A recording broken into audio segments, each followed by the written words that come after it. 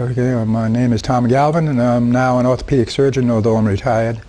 And I spend my time now pretty much just teaching at Salve Regina, teaching biology. I'm a Galvin, but I'm half a Murphy. And my mother's name was Murphy, a Newport Murphy family. So that I have two large heritage families in Newport, Murphys.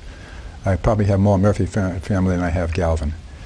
And I was born and raised here on Hunter Avenue in Newport, right down from Newport Hospital, and went to Cranston Calvert Grammar School here, and then I went to Mumford Junior High School, and at that time Mumford Junior High School was double sessions. We went in the morning and then half the school went in the afternoon.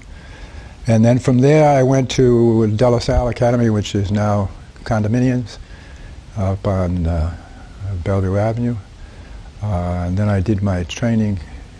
I went to Fordham in New York, then I went to Loyola in Chicago, and then did my medical school, did my residency at the University of California in San Diego, and I was an orthopedist. The Murphy side would be my grandfather, okay? His name was John Murphy. They came from, I'm trying to think of the place they were, both of them were from County Cork, I think, or Clare. I can't remember which one it was. And he came over, and they married after they came here, okay? They met here. He was an electrical lineman for the Electric Corporation in Newport. And he died while working for the Electric Corporation. They were putting up telephone lines in Jamestown. There was no telephone electrical lines, and he was putting them up. One of those big rolls rolled off and squished him. He died in Jamestown. At that time, there wasn't much medical treatment you could give you. I'm not sure the exact year, to tell the truth. I used to know, because I know where the cemetery marker is. I can't remember which year it is. But it was just when they were first getting electricity in Jamestown and putting up electrical lines.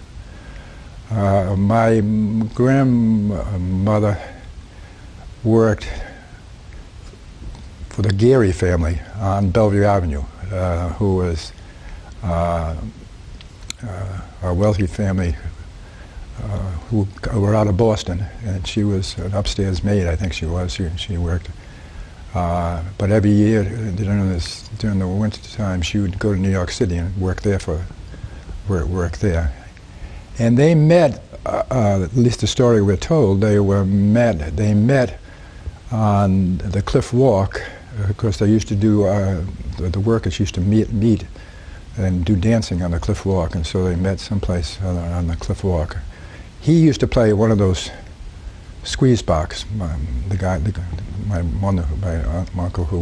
grandfather, who was the electrical lineman, and so they met under that circumstances. But apparently that was where a lot of them met at that point.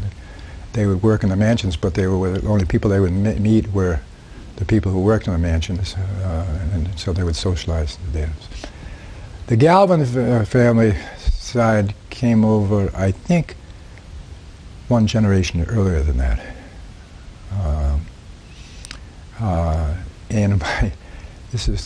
Sometimes it's hard to know what is myth and what is truth, but my